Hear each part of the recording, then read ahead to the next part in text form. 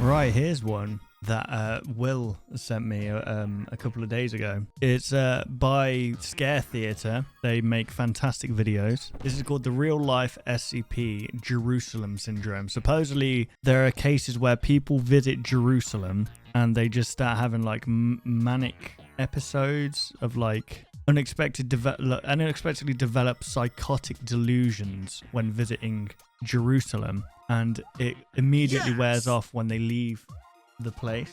So let's have a look and see what this is about, and hopefully not get demonetized for it. Scare Theater. Welcome to Scare Theater. Look at that, guys. You see that? You see that? Look, that's for me as well, because I'm gonna transform this. Look, quickly, Will, put like loads of weird green screen effects over this right now. This is me. This is transforming right now. This is what you call transformative. Just every now and then, Will, throw in an explosion on the screen for no reason. Don't do that. That would make me pee myself. Imagine traveling to a foreign country. Yeah, imagine. In 2020, am I right, guys? And shortly after arrival, you begin to feel off. You're feeling anxious and have the need to isolate yourself. I feel like that when I go to a new place anyway. I don't feel at ease. Develop unusual obsessions and begin shouting Bible verses and singing loudly. I don't know any Bible verses. We're suddenly convinced that you have an obligation to fulfill a religious mission. And then, after leaving the country, you're suddenly normal again and confused about what just occurred. Wow. This is Jerusalem Syndrome. So it's not just going to Jerusalem. Okay, I was very confused. It's called Jerusalem Syndrome, but you can... Okay.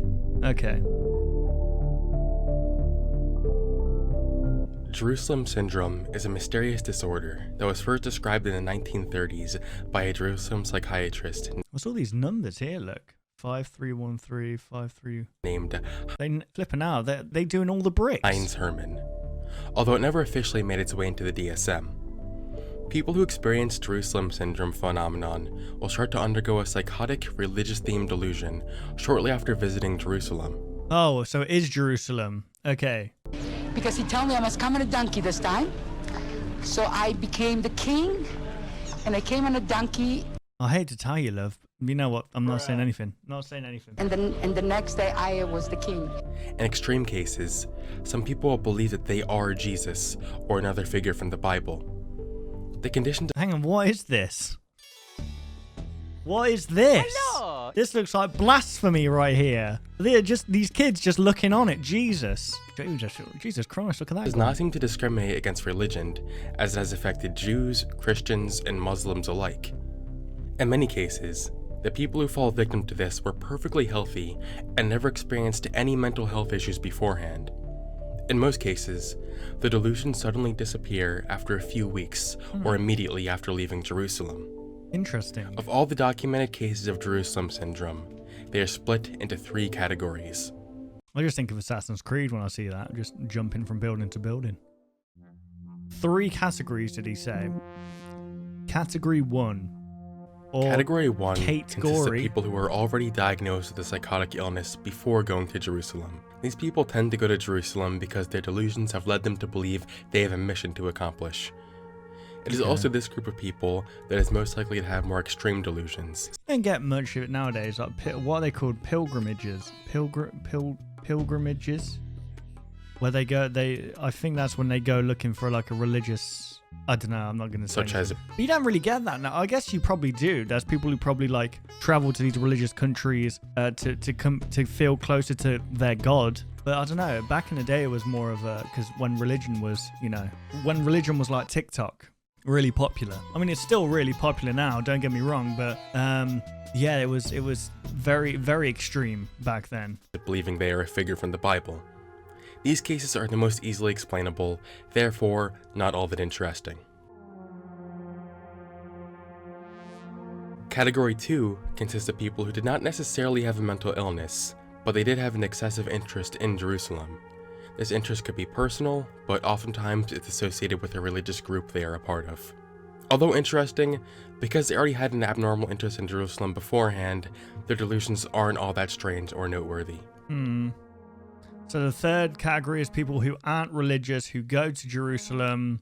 Why would you go to Jerusalem if, I guess, I don't know. Category 3 is the smallest and most puzzling group of subjects. These are the people who had no signs of mental illness before arriving in Jerusalem, nor did they have any unusual obsession with Jerusalem. Their delusions weren't quite as extreme as the people from the first two categories. They usually don't believe they are someone else and can still properly identify themselves when asked. But there are 7 distinct stages that everyone from this category goes through. Damn. The first stage they will go through is anxiety, agitation, and tension. The next stage is a desire to split away from the group they are traveling with and toward Jerusalem alone. Wow. Many tour guides who observe this behavior may take this as a sign to try and refer the tourist to a psychiatric evaluation to prevent the later stages of this condition.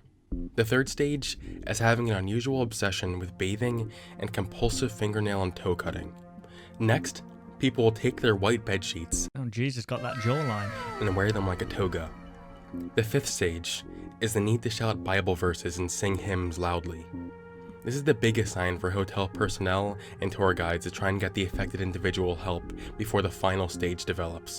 Psychosis. The final stage people experience is that they will march to one of Jerusalem's holy places, where they will deliver a sermon. Oh my God. The sermon is typically disjointed and not very well prepared. In some cases, people Just a drunk man, just farting and burping. will develop a paranoid belief that a secret agency is causing their symptoms of psychosis through drugs. Well, I mean, you would get a little bit paranoid if you started feeling all those things. Like, why am I feeling all these when I've got no past, mental illnesses, and I'm not really In religious? 1980 and 1993, only 42 people were reported to be in Category 3 of Jerusalem syndrome.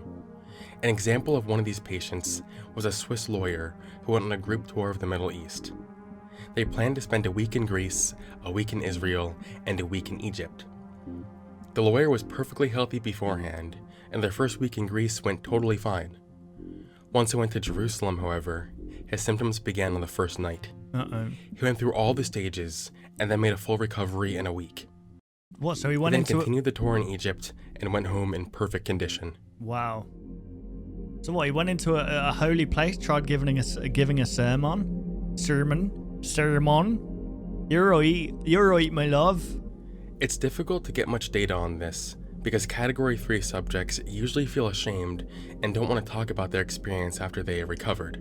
The few that do say they felt a sense of something opening up inside of them, making them feel like they had an obligation to carry out. One thing that is important to note about this, I guess like an old city, like freaking like an old place, sorry, like Jerusalem. It has like it will definitely have an energy about it for sure. If you're not used to that kind of environment, you're used to like, I mean, I know England is very medieval, but it's also very modern. Whereas Jerusalem still feels in some ways back in those times. So it's like there has this energy about this place that you just can't quite describe. Maybe that's what it is. that of the 42 subjects in Category 3, 40 of them were Protestants, 1 was Catholic, and 1 was Jewish. Oh, okay, so they are religious. All 40 of the Protestants came from ultra-religious families, where the Bible was read together at least once a week. Many critics believe their strong religious backgrounds could have led to a temporary delusion like this. You could even argue that they could just be grouped as an extension of Category 2. It's also interesting how only Christians and Jews were in Category 3, never any other religions or atheists. So, I think I would agree with this conclusion.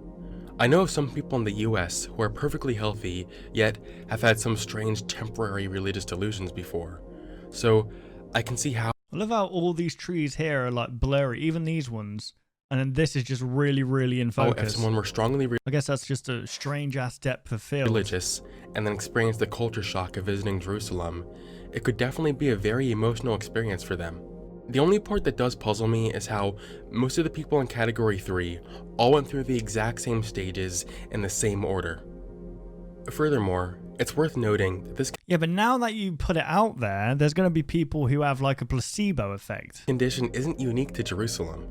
There's another similar condition to this, known as STENDHAL syndrome, where tourists observe art in Florence that is so beautiful, they end up having a panic attack, fainting, or in extreme cases, even hallucinating. Wow. Then there's Paris syndrome, which Paris. affects tourists who go to Paris and are so disappointed by Paris not being as beautiful as they had hoped, They'll experience delusions, feelings of persecution, derealization, and So really, all it is just all these syndromes are an expectation of going in and not meeting a certain anxiety. expectation. Or meeting an expectation but being very overwhelming. I think that traveling in and of itself can elicit some very strong emotional reactions. And in the case of Jerusalem syndrome, if paired with Is this teddy bear wearing VR goggles? a hyper-religious background, could cause you to act in strange ways. What do you guys think? I don't know. Thank you for watching, and I will see you on the flip side. I really don't know. That's very interesting though, for sure. How loads of people separate of each other have that kind of... But now, obviously, that with this being known, people are going to be a little bit more open-minded to it, and maybe it might be a placebo effect, but it is strange for sure.